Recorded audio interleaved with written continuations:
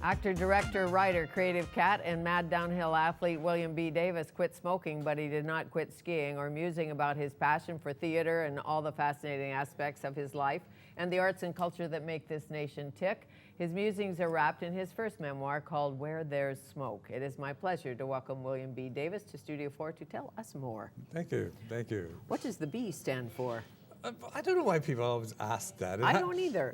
It stands for Bruce, which was my father's name. But the reason it's there is because when I joined Actors Equity, it's like racehorses. You can't have the same name that somebody else has. And there was a singer in Florida somewhere called William Davis. So I had to put something in. And especially today, because there's like John Gray and there's John McLaughlin Gray and John Gray Jr. and all of that. So child actor, you? Child actor, I guess. I mean, not child actor in the way a modern people would think of a child actor as a movie star with the parent trundling around and blah, blah, blah. But on radio, well, television and not television, particularly not television, but theater, some theater, and quite a lot of radio. I was actually a member of ACRA. You have perhaps heard of ACTRA. ACTRA. There was no T because there was no television. It was the Association of Canadian Radio Artists, which I joined at the age of 11, I think. Anybody in your family acting at that point? Ah, yes. Well, singing, dancing? No, but my cousins, Murray and Donald Davis, who ran the Crest Theatre for many, many, many years, were at that time, this was before the Crest, running the Straw Hat Players, which was the summer stock company, and they actually rehearsed in our basement in our house in Toronto, and when they needed a young boy, they said, oh, how about him? And that's kind of how it all started. Get down here. And then we can play war games after or something like that. Did they hang out with you in the summers at Muskoka, at the cottage? Oh, they were always at the cottage, it seemed. Murray and Donald's father's cottage was farther inland than ours, and so to get to it they had to park at our cottage and go through the woods to get to their cottage, but usually they stayed at our cottage because there was more booze at our cottage well, you don't run out of gin at the cottage or you get kicked out of Ontario. The Timothy game, I love the Timothy game. When you were a little guy you played a game called the Timothy game, but you kept it a secret.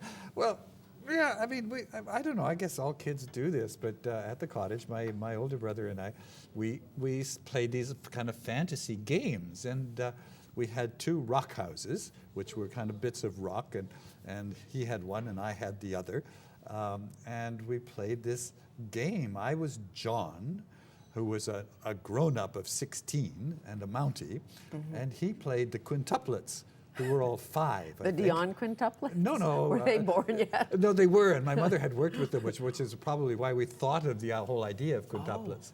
But there was Timothy, and my youngest brother is now named after this particular Timothy, was the smart quintuplet, and there was Jonathan, who was the really stupid quintuplet. And Ace used to perform these very well. Well, who knew that quintuplet would grow up to smoke out of a hole in his neck? I mean, who knew that? Yes, exactly. I mean, who did? But your mother, a child psychologist and a fan of William Blotz. Correct. And you went to Blotz School, so were you considered a BLATZ, a Blotz kid? Well, we were called Blotz babies, actually. And there still are Blotz babies. You go to the Institute of Child Study in Toronto, which at that time I'm not sure what the connection was to the university. Now it's part of the university. And it had kind of special nursery school, kindergarten. Now it goes up to, I think it certainly goes through all the grades, and it may even go into high school, I'm not sure. But we were part of a longitudinal study of how children grow up, and we had to do studies every year. We had to do reports, and the parents did reports. And interesting. More liberal than normal school, or freer? Yes, I would think so, although I'm not sure what the difference encourage was. You to act, encourage you to create? No, it hadn't. I'm trying to figure out where the root is of all of this. Oh, the root has nothing to do, well, I don't with being a Blotz child. Well, I say that, but maybe it did. It certainly did have to do with the Timothy game, and it certainly did have to do with the Straw Hat Players rehearsing in our basement, and just being part of that world when I was a child. When you decided to smoke, did you ask your mother? My mother had a rule. She had a rule. We could only smoke if we earned money to buy the cigarettes ourselves. Seemed a good idea until I started to earn money at the age of 12 as an actor. So one day I'm sitting in the living room, I think I was about 14, and I thought, well, this was the rule. So I pulled out my cigarettes and I lit up in the living room. No, what are you doing? What are you doing? You can't smoke. No, you can't smoke until you're 16. You forgot to tell me, Mother. And was it Rothman's then and forever, I'm not or? sure. But when I was 16, Yes. of course my voice had broken and I was no longer earning any money. So when I was 16, I pulled out a cigarette, thought, what are you doing? You can't smoke until you're earning money to pay for your cigarettes. Ooh. And on it went. And you quit what day, when, how? The exact day, I don't didn't write it down. But it's the time of year because it was before the ski season, because I went to the ski cabin that we had at Collingwood at the time, this little bungalow, and I went there alone. Oh yes, cold turkey, Cold turkey. So, well, somebody had lied to me. There were two lies in my life. Somebody told me grade 13 was really hard, so I worked really hard at grade 13.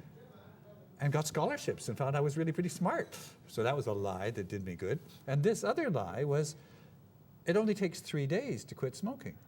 Oh, I mean, that lie. Yeah, that was a good lie because I thought, well, I'll lock myself up for 3 days and I'll quit smoking. So I locked myself up for 3 days and I quit smoking and then struggled for another 6 months. I bet a year, you whatever. did. Yeah. So X-Files, when X-Files called, who called? How did it begin? Well, you audition, you call them what? I was running my school, my acting school in Vancouver. Yes, right here. It's gone now.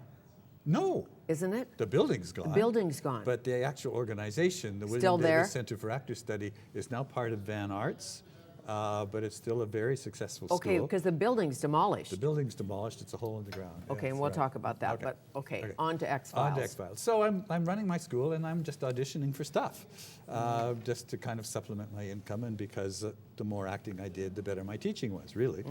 So I went to audition for this pilot for a show about alien abduction. Can you believe that? No. Is that going to go anywhere? No, I don't think so. Well, fortunately, I don't invest in these things. So anyway, I auditioned for the senior FBI agent who had 3 lines. Okay, I didn't get it. I got this other part with no lines called the cigarette smoking man. Oh, well, it's a gig. I got paid. A little strange, but... Yeah, so I stood around and smoked and stared at this red-haired actress called Gillian Anderson, I think her name was. I think that was her Yes, name. right. Talking about Spooky Mulder, I think it was. And that was how it began. But nothing really was thought about it. A little later, they called me for another part, but they had me smoke, so maybe I'd be the same character. And then later, they kind of called me again. They gave me a line, and then another. And then after a year or two of this presence, one of the writers came in to the producers with a script with a huge scene for the smoking man. And they went, wow, that's a great scene, but can Bill Davis act? How insulting. Because they'd just been seeing me do this. So there was Since he was tiny. There was big discussion. Well, that they didn't know, of course. They don't know anything about Right. that. They just And know Stratford what and they don't know and that. London Yeah, they don't know that. They don't British know that. rep. They just know I could stand British and smoke. stock. And you were a good smoker, and you don't smoke anymore. So Fox Mulder and Dana Scully, Duchovny and Anderson. What was it like offset? Or can you write about it a bit in here? I do. I wrote a somewhat candid memoir, as you know. should. Yes, one should. Yes. That's one should.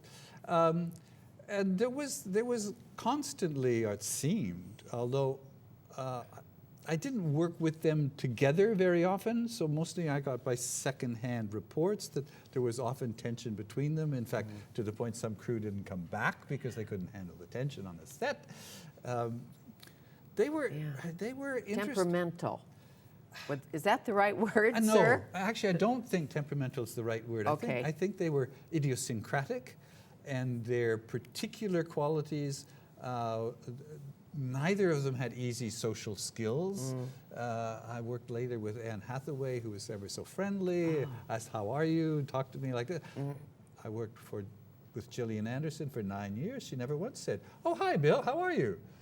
I mean, not even at the end much. No. No. No, but that was just who she was. It wasn't a personal thing. It's just who she was, a very Maybe contained. she didn't like you.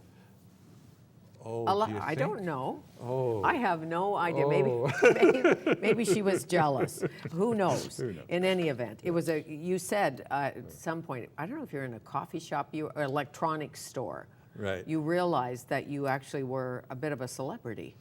It was extraordinary because I was recognized as I went in, as I was just beginning to, and this salesperson then kind of was standing beside me, and I could tell he was shaking. I thought, what? He said, I've never been this close to a movie star before. Oh. A, I'm a movie star? B, does it make someone nervous to stand beside a movie star? I don't, you know. Some people faint. Yeah. Yes. So, your stage work, legendary, of course, as much is.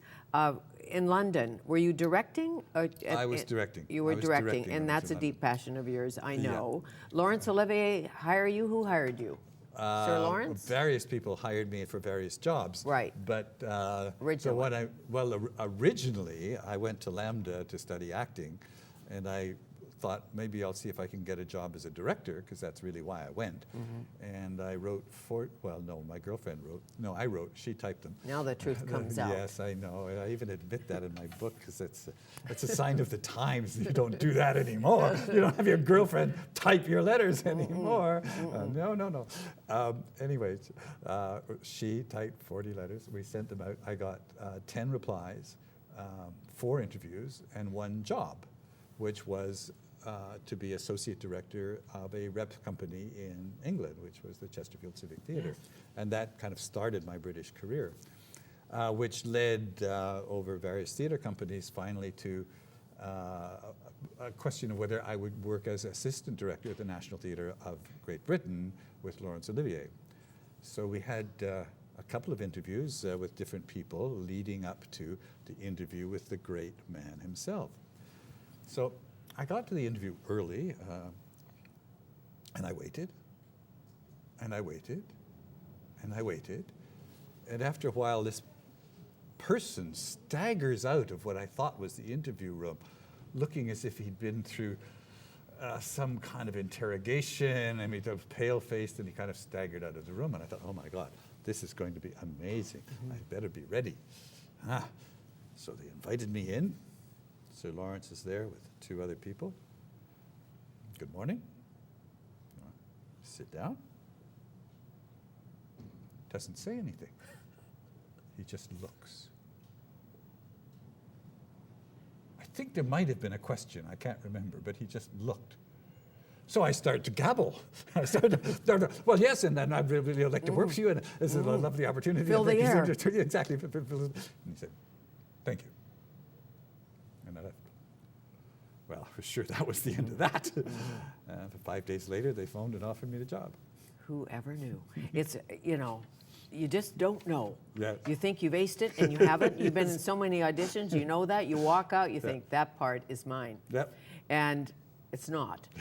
Or you think, I was terrible, I didn't pull that off, and they call and say, we'd like you to do this. Yeah, exactly. It's a mystery. Yeah. And your love of skiing and horses and all of that, still, I know you joined the water ski club in Paris or something.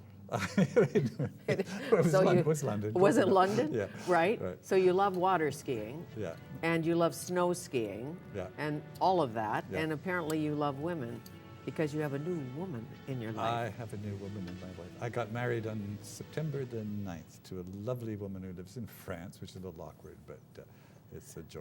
Oh, congratulations. She's a finance person or something. She is director of finance for the city of Hyères in the south of France. Good pick. Yes, finance, south of France. Yes. I like all of that. There's so much more in here, and we don't have time to tell the story, so people have to buy the book. They just have to do that. Just how it is. Yeah. Nice to see you. Yeah, thank you. Thank you. Where There's Smoke, Musings of a Cigarette Smoking Man, William B. Davis, a memoir.